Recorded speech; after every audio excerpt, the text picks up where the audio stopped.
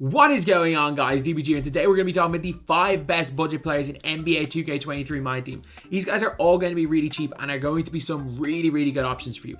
Obviously, you're going to probably want to get a lot of the starter cards. You're going to want to get some token cards.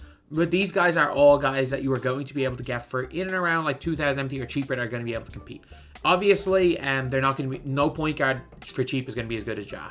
They're not going to be as good as like the 30 token cards, but these are basically all cheap cards or 2 token cards. So anyway, let's go and get on to it. We're going to start with the point guard. So Chauncey Billups is around like 1,500 MT. I bought my one for like 1,300 MT just there. But what you're getting with Chauncey Billups is a beast of a card. So let's even just compare him to a BJ Armstrong. For example, BJ Armstrong has a very bad release. But I mean, Chauncey Billups, his release is kind of iffy. I will say that his release is kind of iffy, and that's kind of the one thing that I'm not 1,000% sold on. But at the same time, he's got very similar all-around SIGs to a BJ Armstrong, but a slightly better jump shot. You're looking, and look at this, like 29 bronze, and it's not the end of the world. Like, it's not the biggest deal in the world that he's got these 25 bronze, or say 29 bronze, because he's got like all the key badges on bronze. He's got Clamp Breaker, he's got Quick First Step, he's got Blinders, he's got Amped, he's got Agent 3. You look at his stats. Look at his stats though. An 83 ball, which again is really good. No driving dunk, really good ball handle, 88 perimeter defense, not a great steal, but you got that really good perimeter defense.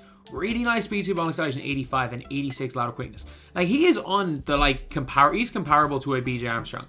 And yeah, BJ is not the best player in the game. Like, would you rather use a Steph Curry in these? Yes. Would you rather use a Jad in these? Yes. But if you're just starting for a budget player, getting a Chauncey is really good. Even release-wise, it's not that he's that bad. Like, this is not the worst release in the game. Like, it's really not. Like, it's not a good release by any means. You obviously want your point guard to have a better release, but it's fine. Like, it's greenable. It's an easy enough release to green. In terms of movement overall, you get the pro dribble style, which I'm not the greatest with.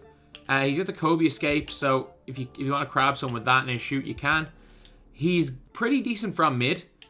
You got the normal leader as well, so you're going to be able to hit those fades with him. And one thing I do like about him specifically is that he's got those 4 hot zones outside the 3-point line, which means that, again, you will be able to hit those fades. If you're looking just to create some easy opportunities for him, the fadeaway is probably best for you. Again, I'm struggling with it because I'm not used to the game too much this year. I'm still going to white about at least 50% of my shots. But still, like, Chauncey freaking Billups, lads, he's nice. Like, he's a more than solid point guard to use. He's going to be able to play some defense. He's not going to get hit too hard by guys running directly through him either. But it's just the release is a little bit slow, which is why I'm not going to recommend him over like a Ja or a Steph. But like, if he had a better release, I would say he's one of the top 7 or 8 point guys in the game. He's definitely not, to be honest, but the release is the only reason he's not. Shooting guard, Robert Reed. This, I kid you not, right here. A top 3. And I'm not exaggerating. A top 3. And I repeat, 3 shooting guard in this game. You might be like, what? No, I'm crazy. There's no way. There is no way he's a top 3 shooting guard in the game. He is a top 3 shooting guard in this game. Top 3. Like, Zach LaVine is better than him that you can get right now. That's the only player I can say for certain. I'm on the database right now.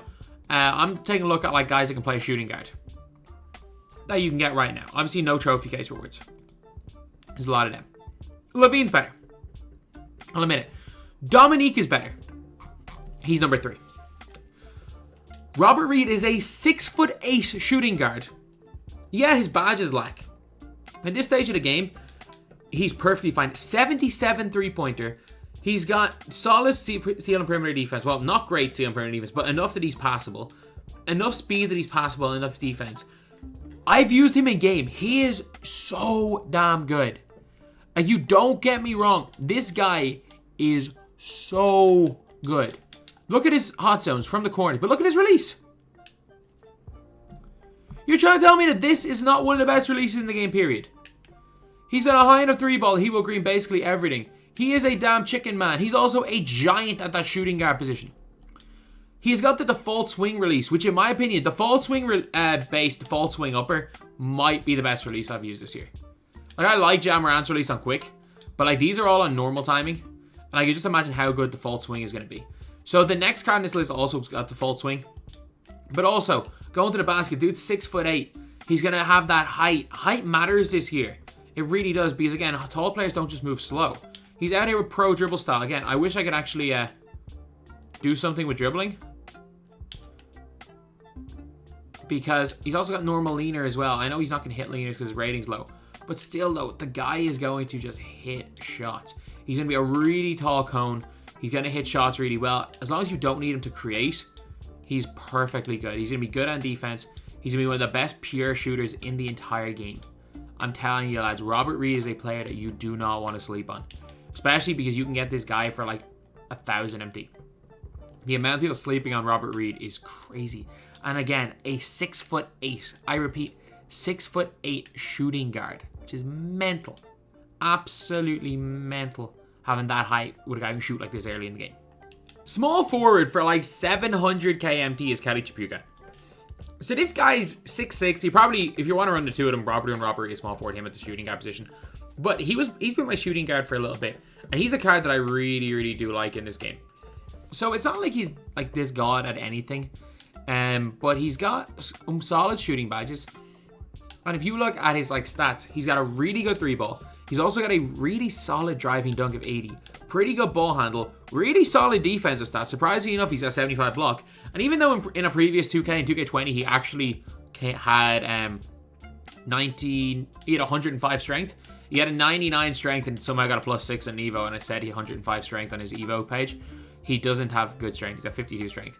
But his speed is pretty solid. His lateral's pretty nice of 70. It's a really nice card in general. And if you are, again, looking at Kelly Tripucka, you're like, okay, his stats look alright. But, like, why is it that I have him in the must-buy cards, and why was he my shooting guard again? Because just like Robert Reed, except he's got better hot zones, he's got default swing. He's got that release. He's got the default swing base, default swing upper, and he's got an 82 3-ball. So, like, you catch the ball with him anywhere open, bang. Wide open, bang. Like, again, he's probably lost his spot in my team to Robert Reed, because Robert Reed offers that little bit more just because of his height. And even though Tripucka's got probably the better defensive stats, Robert Reed just plays that little bit better in game. But Tripucka, really, really good. Like, you want to use a pure shooter in this game, you're not going to get much better than him. Yeah, Chris Mullin's better. I'm going to leave it at that. Chris Mullin's better, but like Chris Mullin's like 60k.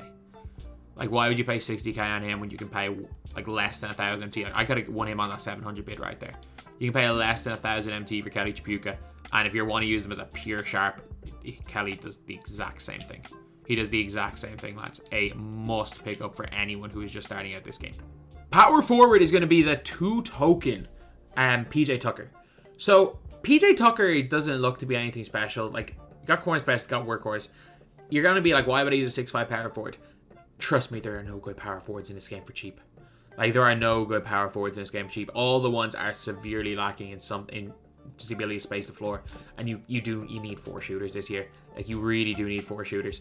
And that's what he is. He's got an 83 ball. That's really what PJ Tucker is in for. He's not good at anything else. I mean, being dead, he's not even a good defender.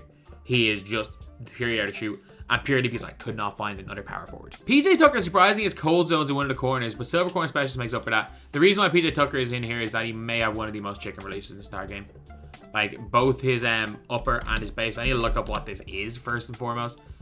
Well, we actually can't see what this is because current cards aren't in the database yet. But, like, this is one of the easiest releases in this game to green. Like, you catch it wide open with him, it's probably going in. So, while he doesn't offer much else, if you just purely want a spot up at the 4, like, I was thinking about putting like Kiki Vandeweghe in there because he's a little bit bigger, but no, like, Kiki Vandeweghe is not the shooter that PJ Tucker is. Kiki Vandeweghe is not bad, don't get me wrong, but he is not the shooter that PJ Tucker is. PJ Tucker might be the easiest player in this entire game to green with. And again, gotta admit it, shout out to HTB. He put me onto this guy, and in the end, he turned out to be one of the top 5 best budget players in the game. Really, really good. And center is going to be Rick Smits.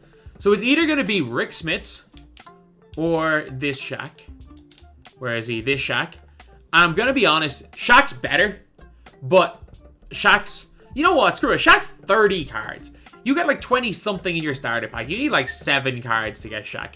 You can get Shaq before you unlock the auction house. So I'm going to put Shaq in there. Shaq is the most dominant center in the game, not named Rudy Gobert. Shaq is 7'1", good inside scoring, ball handles terrible. He's got 44 speed, terrible stamina. You probably need to run Shaq and Rick Smits together because neither of these guys are fast, but Rick Smits has got the stamina, so at least when Shaq is tired, you can go and run Rick Smits. The thing with Shaq is, though, Shaq bullies everybody. Shaq just bullies everybody in this game. You get him into the post, you mash, you use timing, and he will score. You get in. If you're wondering how to mash effectively, like you're either going to get into a position where you can dunk on somebody or use the pro stick. So if you are in a situation where you can't really do much, use the pro stick so you green. Make sure your timing's on. If your timing's not on, you're going to miss a lot of wide open layups, and just use the pro stick around the dunk. The difference between Shaq and Rick Smits is that Rick Smits doesn't quite have the same animations. Rick Smits is bigger. He's still pretty decent around the basket. He will dunk on people. Rick Smits previously used to be a really good mid-range shooter in 2K. I don't even mind the release that much. Like, it's default big. He used to get base 22, which was a really good release. But, like, they really nerfed Rick Smits as a shooter this year. Like, Rick Smits, again, used to be one of these really good really good mid-range shooting bigs. So that players used to have to really respect Rick Smits early game. You don't have to respect this Rick Smits at all. Like, obviously he's not going to pull out for 3. But he's not even going to score around the basket. So, like, from using both Shaq and Rick Smits, the difference is Rick Smits has a fadeaway, Shaq doesn't. So, once we figure out how to abuse fadeaways, there's a possibility that Rick Smits might be the better card because he's got, like, an 87 post fade. But at the same time, he's got no mid-range shots, so that fadeaway is going to be tough to hit consistently. But yeah, so it could turn out to be that Rick Smits is the better option. For now, I'm going to say Shaq, but, like, Rick Smits is not. You're seeing from these fadeaways. Like, if it turns out fadeaways are the most OP thing in the game, Rick Smits takes that spot as the best budget center over Shaq. But again, you kind of need to put Rick Smits and Shaq in there because Shaq doesn't have the stamina to last more than 3 minutes before getting absolutely gassed. But he's still so dominant for those 3. So anyway, that is the video. As far as budget point guards go, Billups probably is the best. He's basically just BJ Armstrong 2.0, except obviously you don't need to get him look-wise. Robert Reed, Kelly Chapuka, PJ Tucker, Rick Smits. These are the guys that I suggest, and obviously Shaq as well as Rick Smits. Are these guys as good as, say, any of the starters? I think Robert Reed is better, probably as good as Jimmy Butler. I think Jazz way better than Chauncey. I think Embiid as a center is probably offers a little more, but it's just power forward position. Like, you can even see in my collection here. I like Giannis, but he's not a budget player. I don't like any of these other guys that I have in there. I don't like Rodman. He's obviously not everyone gets him. And even small forwards and power forwards, I don't really like Kiki Vandaway that much. But anyway, that's the video. Thank you guys for watching. Please like, comment, and subscribe.